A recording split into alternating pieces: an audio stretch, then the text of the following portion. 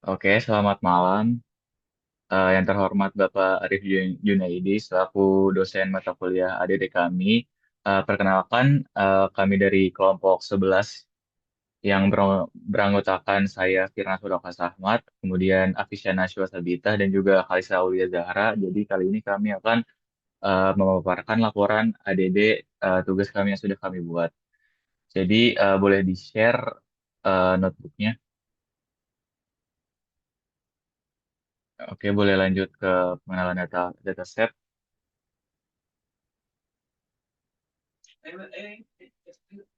Oke, jadi di sini kami menggunakan dataset Titanic Machine Learning yang kami ambil dari Kaggle. Jadi di dataset ini ada dua file utama, yaitu dataset train yang memiliki 891 baris dan 12 kolom, dan juga dataset test yang memiliki 418 baris dan 11 kolom. Nah, kemudian boleh next. Nah, kemudian di sini kita mengecek tipe data di dataset tadi yang di atas, yang 1B. Nah, ya di sini jadi kami print train.btypes dan juga print test.btypes. Di sini kita menampilkan tipe data, misalnya contohnya ada kolom H adalah data numerik, name dan tiket adalah data teks, dan juga ada juga kategorikal, yaitu seperti kolom sex, embark, dan juga pilih pickless. Semua tipe data ini sudah saya verifikasi menggunakan fungsi detach. Oke, boleh dilanjut ke nomor 1C. Oke, jadi di sini kami melihat statistik deskriptifnya. Jadi untuk memahami distribusi data lebih lanjut, saya menggunakan fungsi .describe. Jadi dengan ini kita bisa melihat informasi seperti rata-rata, median, nilai maksimum, dan minimum dari kolom numerik yang ditampilkan ini. Oke, selanjutnya. Baik, untuk tahap selanjutnya, yaitu pemeriksaan dan penanganan missing value atau data hilang.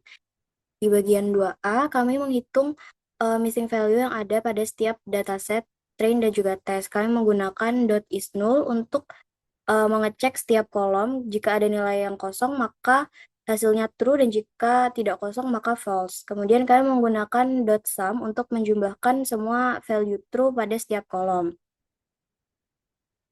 Kemudian kami print out hasilnya menjadi tabel untuk missing value pada dataset train dan juga tes. Selanjutnya di bagian 2B, kami memvisualisasikan heat map untuk missing value pada dataset train dan juga tes.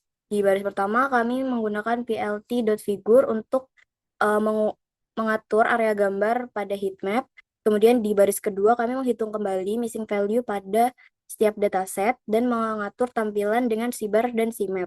Di baris ketiga, kami menggunakan plt.title untuk menentukan judul dari heatmap, dan di baris keempat plt.show untuk menampilkan hasil heatmapnya.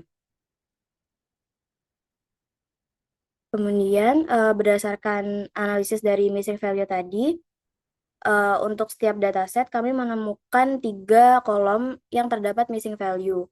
Yang pertama yaitu kolom H dengan kurang lebih 20% yang missing. Ini jumlahnya cukup besar tapi masih bisa diamputasi. Kemudian untuk kolom cabin dengan jumlah missing value lebih dari 75%, di mana ini terlalu banyak dan rawan bias jika diimputasi. Kemudian untuk kolom embark, di mana hanya ada 2 baris yang kosong, dan kolom fair yang hanya 1 baris yang kosong. Bisa lanjut, 2D. Di sini kami mengimputasi missing value dari setiap kolom yang terdapat missing value. Yang pertama untuk kolom H, kami mengekstraksi title dari kolom nama atau name, kemudian kami menghitung median H per title dan mengisi nilai kosong dengan median berdasarkan title.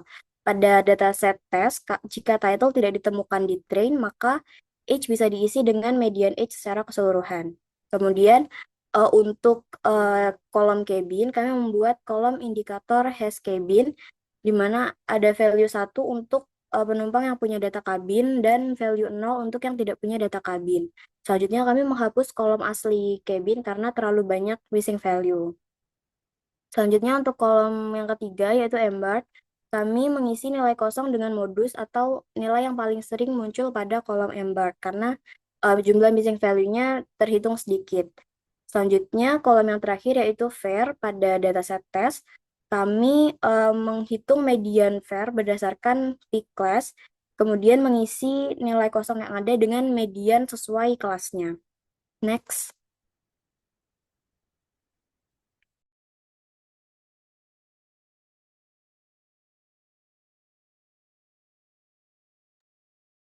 Baik, saya lanjut untuk nomor 3A, yaitu identifikasi data duplikat.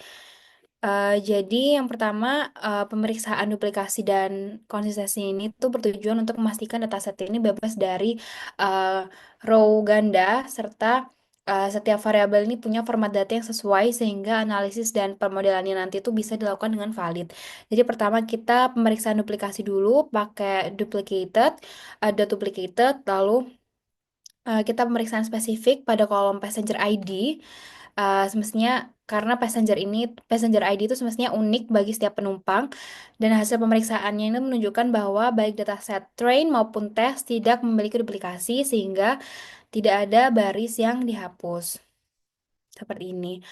Uh, Walaupun begitu, kita tetap menggunakan prosedur drop underscore duplicates sebagai langkah pencegahan apabila datasetnya nanti mengalami perubahan. Lalu dilakukan pemeriksaan konsistensi format di nomor di nomor 3B ini dan 3C. Jadi kayak kita melakukan pemeriksaan konsistensi format, kolom numerik seperti age, fair, P-class, dan parch ini dikonversi menjadi tipe numerik menggunakan pd.to_numerik agar nilai numeriknya itu otomatis terdeteksi sebagai missing values dan dapat ditangani dengan tepat. Buat kolom kategorikalnya seperti tiket, kabin, embark, dan name ini dilakukan normalisasi dengan menghapus spasi berlebih, lalu juga menyamakan kapitalisasinya dan mengganti stringnya itu menjadi not a number atau nilai kosong. Jadi untuk mencegah terjadinya kategori ganda akibat variasi penulisan dan hasil akhirnya ini datasetnya menjadi lebih bersih dan juga konsisten. Lalu juga kolom numerik itu bisa diproses secara matematis, sedangkan kolom kategorikalnya itu udah dalam format standar yang mudah langsung diolah. Seperti ini. Jadi lanjut untuk nomor 4A.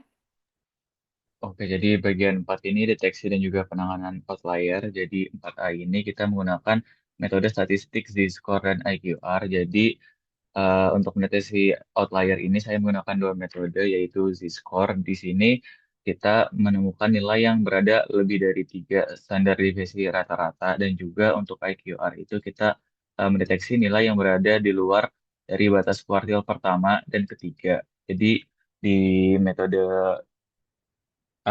AQR ini boleh di scroll sedikit lagi. Oke, jadi di sini di metode IQR ini memiliki outlier yang lebih banyak dari Z-score dikarenakan IQR ini adalah metode yang tidak seketat outlier yang menandakan lebih banyak outlier ya. Kemudian boleh dilanjut yang 4B. Nah, di sini kami memvisualisasi dengan box plot. Jadi kita menemukan bahwa fair itu adalah kolom yang memiliki outlier paling banyak dibandingkan yang lain seperti edge. Oke, boleh di-scroll. Jadi untuk penanganan outlier ini, kami memutuskan untuk mempertahankan data yang relevan seperti bayi atau penumpang pada kolom edge karena mereka itu adalah bagian dari konteks Titanic ini. Jadi untuk kolom fair, kami melakukan transformasi log dengan fungsi np log 1p agar distribusinya itu menjadi lebih normal dan juga mengurangi pengaruh nilai yang ekstrim. Jadi untuk kolom edge itu outlier tetap dipertahankan, sedangkan pada fair itu saya melakukan log transformation untuk SIP, SP, dan juga PARS itu saya juga mempertahankan datanya karena merupakan keluarga yang valid dalam konteks Titanic. Oke, boleh dilanjut yang lain. Baik, selanjutnya di tahap kelima, ada tahapan transformasi data kategorikal. Di sini kan melakukan encoding data, yaitu mengubah data kategorikal menjadi numerik agar bisa diproses lebih lanjut. Nah, di bagian 5A ini kami melakukan label encoding untuk mengubah fitur P-class yang memiliki urutan nilai menjadi bentuk numerik. Kami menggunakan label encoder untuk membuat objek encoder dan fit transform pada dataset train untuk mempelajari pola dan mengubah kategori ke angka, sedangkan pada dataset test kami menggunakan transform untuk tujuan yang sama. Bisa dilanjut ke 5B. Di sini kami melakukan one hot encoding, yaitu mengubah fitur tanpa urutan atau nominal seperti sex, embark, dan title menjadi format biner. Di sini kami menggunakan pd.getDummies untuk membuat kolom baru untuk setiap kategori. Kemudian kami menggunakan drop first sama dengan true untuk menghindari dummy variable trap atau redundansi antar kolom. Nah, bisa dilanjut ke 5C. Setelah tahap data encoding ini, kami menyimpulkan bahwa pada dataset train dan test terdapat total fitur 31 fitur. Bisa dilanjut ke nomor 6.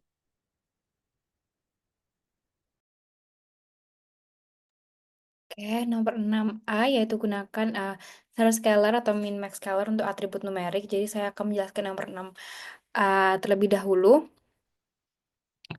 Jadi kayak ini termasuk normalisasi atau standarisasi uh, untuk menyamakan skala fitur numerik sehingga tidak ada variabel yang mendominasi proses pelatihan model hanya karena rentang nilainya itu lebih besar.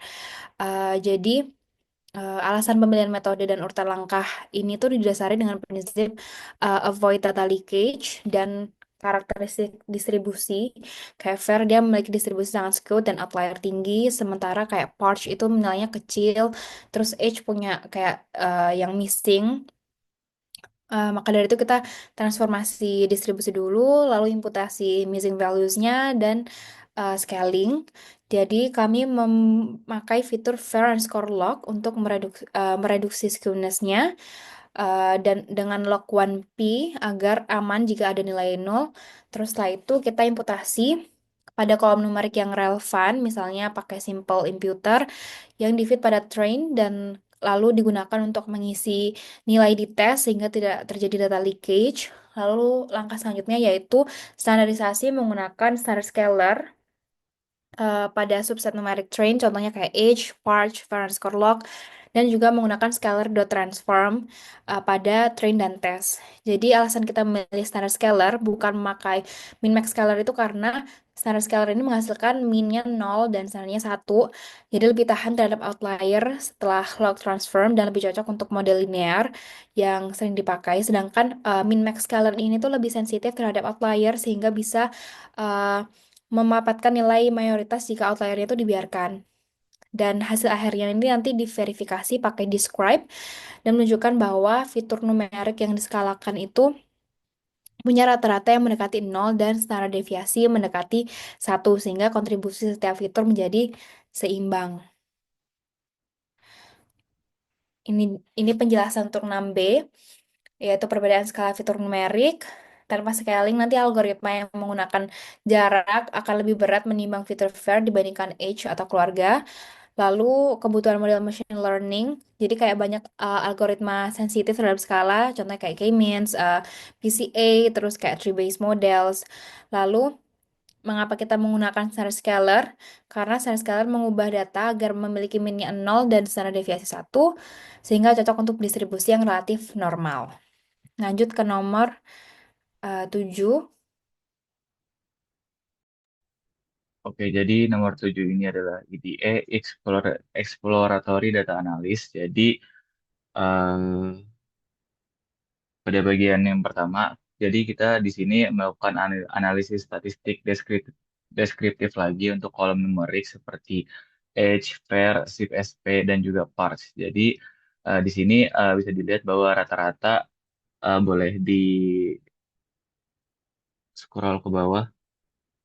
Jadi sini kita bisa melihat bahwa rata-rata penumpang Titanic adalah 29,7 tahun, sementara yang lain misalnya harga tiket itu memiliki rata-rata sekitar 32,2 dengan standar deviasi yang cukup besar karena adanya outlier dan juga yang lain sebagainya. Boleh di-scroll lagi.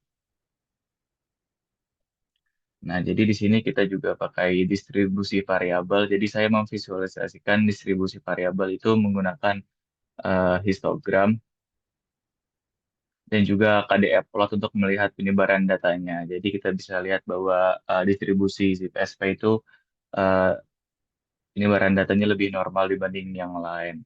Kemudian bisa di-scroll lagi, bisa di-scroll lagi, bisa dilihat bahwa distribusi eh, survive yang berdasarkan seks itu bahwa female itu bahwa yang meninggal itu lebih banyak daripada yang hidup. Oke, jadi selanjutnya lagi boleh di-scroll. Jadi untuk korelasi antar variabelnya, kami mengeksplorasi korelasi antar variabel itu menggunakan matrik korelasi Pearson. Jadi di sini ada matriks Pearson, boleh di-scroll. Hmm, dan juga boleh di-scroll lagi. Dan juga kami menggunakan juga matriks Spearman. Jadi matriks ini tuh untuk menunjukkan hubungan antar variabel, misalnya kolom P-class yang memiliki korelasi negatif dengan survive. Yang berarti itu tuh penumpang dari kelas yang lebih rendah itu memiliki peluang bertahan hidup yang lebih kecil. Oke, boleh di-scroll lagi. Jadi di sini kami memiliki berdasarkan temuan berdasarkan data, kami ada beberapa insight yang menarik. Jadi yang pertama itu visualisasi dengan bar chart. Jadi kita menemukan survival rate berdasarkan jenis kelamin yang mana dapat melihat bahwa wanita itu memiliki tingkat keberlangsungan yang lebih tinggi dibandingkan pria, yang mana itu mengindikasikan bahwa prioritas untuk menyelamatkan wanita saat penyelamatan. Kemudian insight yang kedua yaitu survival rate berdasarkan kelas.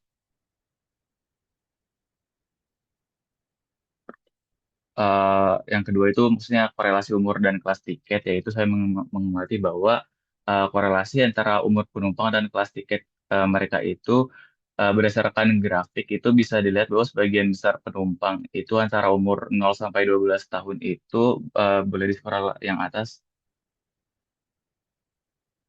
yang atas lagi. Nah, yang atas ini tuh lebih banyak berada di kelas pertama dan kedua, sementara penumpang yang lebih tua itu cenderung berada di kelas yang ketiga.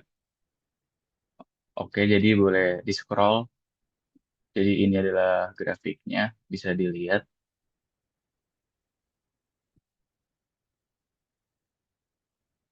Nah, oke, boleh dilanjut yang lain.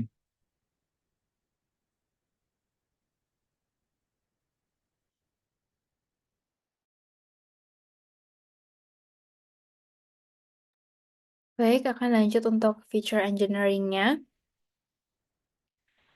Eh, jadi kita melakukan 3 feature yaitu family size, lalu title, dan yang terakhir adalah is alone. Jadi penjelasannya yaitu kita menambahkan variabel baru yang lebih informatif. Jadi yang pertama kita bikin fitur family size dengan rumus SIP-SP plus Parch plus 1 di mana angka 1 ini merepresentasikan penumpang yang alone sendiri. Tujuannya untuk mendapatkan informasi mengenai ukuran keluarga yang ikut dalam uh, Titanic ini, pelayaran ini. Lalu ukuran keluarga ini dapat berpengaruh pada peluang keselamatan, misalnya penumpang dengan keluarga besar mungkin lebih sulit buat dievakuasi dibandingkan penumpang yang sendiri atau dengan keluarga yang kecil. Lalu yang kedua, kita akhirnya diturunkan fitur biner is alone dari family size tadi. Jadi jika family size-nya bernilai 1, maka is alone ini bernilai 1. Artinya penumpangnya ini berpergian sendiri. Dan jika lebih besar dari 1, maka nilainya 0. Dan tujuan penambahan fitur ini adalah memberikan indikator sederhana mengenai status sosial penumpang di kapal, apakah dia sendiri atau ia bersama keluarga. Dan faktor ini juga relevan karena penumpang yang bepergian sendiri itu mungkin memiliki peluang yang berbeda dibandingkan mereka yang ditemani ditemani keluarga. Lalu kita juga ekstraksi title dari kolom name menggunakan regular expression. Title kayak Mr., Mrs., Miss, and Master diambil sebagai variabel baru, lalu beberapa gelar langka digabungkan ke kategori umum biar nggak terlalu banyak kelas, misalnya eh, MLLE dan MS digabung ke dalam Miss, lalu MME jadi Mrs. Sementara gelar kebangsawanan seperti kayak Lady, Sir itu jadiin ke kategori royalty. Dan tujuan pembuatan fitur ini tuh buat em, membuat informasi sosial ekonomi penumpang yang kelihatan dalam gelar karena status sosial ini dapat mempengaruhi prioritas penyelamatan juga. Dan hasil dari proses feature engineering ini adalah tiga fitur tambahan yang berkaitan data set kayak family size sebagai ukuran keluarga, lalu is alone sebagai indikator dia sendiri atau sama keluarga, dan title sebagai representasi status sosial. Seperti ini. Boleh lanjut? Nah, berdasarkan tahapan preprocessing, analisis, dan juga feature engineering yang sudah kami lakukan, kami mendapatkan beberapa kesimpulan seperti kualitas data pada dataset Titanic ini yang menunjukkan tidak adanya duplikasi data dan sebagian besar tipe data sudah konsisten, namun masih terdapat beberapa kolom yang mengandung missing values seperti age dan cabin. Nah, untuk penanganan data hilang ini pada kolom age, kami mengimputasi menggunakan median berdasarkan title dari kolom name. Kemudian untuk kolom cabin, kami mengubah menjadi fitur binary hash cabin karena proporsi missing value-nya cukup tinggi. Kemudian untuk kolom embark, kami isi dengan modus sementara. Selanjutnya, untuk outlier dan transformasi, kami mendeteksi outlier menggunakan metode z-score dan IQR yang mana menunjukkan anomali pada kolom var. Nah, untuk mengatasinya, kami melakukan log transformasi agar distribusi lebih normal dan tidak bias. Selanjutnya, untuk encoding dan scaling pada variabel kategorikal, kami mengolah dengan menggunakan label encoding untuk peak class dan one hot encoding untuk sex, embark, dan juga title. Sedangkan pada variabel numerik seperti age, SIP SP, Parch, dan var, kami standarisasi menggunakan standar scaler agar memiliki skala yang seimbang. Selanjutnya untuk feature engineering, kami membuat 3 fitur baru, yaitu yang pertama family size yang berisi jumlah anggota keluarga di kapal, kemudian title yang berisi gelar, hasil ekstraksi dari name yang dikelompokkan agar lebih representatif, dan yang terakhir yaitu is alone yang merupakan indikator apakah penumpang bepergian sendiri. Nah, alasan kami membuat fitur-fitur ini adalah untuk menambah konteks sosial yang berpengaruh terhadap peluang bertahan hidup penumpang. Dan yang terakhir, untuk insight awal berdasarkan EDA, kami mendapatkan kesimpulan bahwa perempuan dan anak-anak cenderung memiliki keselamatan lebih tinggi dibandingkan laki-laki dewasa. Kemudian, penumpang kelas 1 lebih banyak bertahan hidup dibanding kelas 3. Dan yang terakhir, ukuran keluarga atau family size itu mempengaruhi keselamatan, di mana penumpang yang bepergian sendiri atau dalam kelompok yang sangat besar cenderung memiliki peluang yang berbeda dibanding dengan penumpang dengan keluarga kecil. Baik, sekian pemaparan hasil analisis kami berdasarkan dataset Titanic. Terima kasih.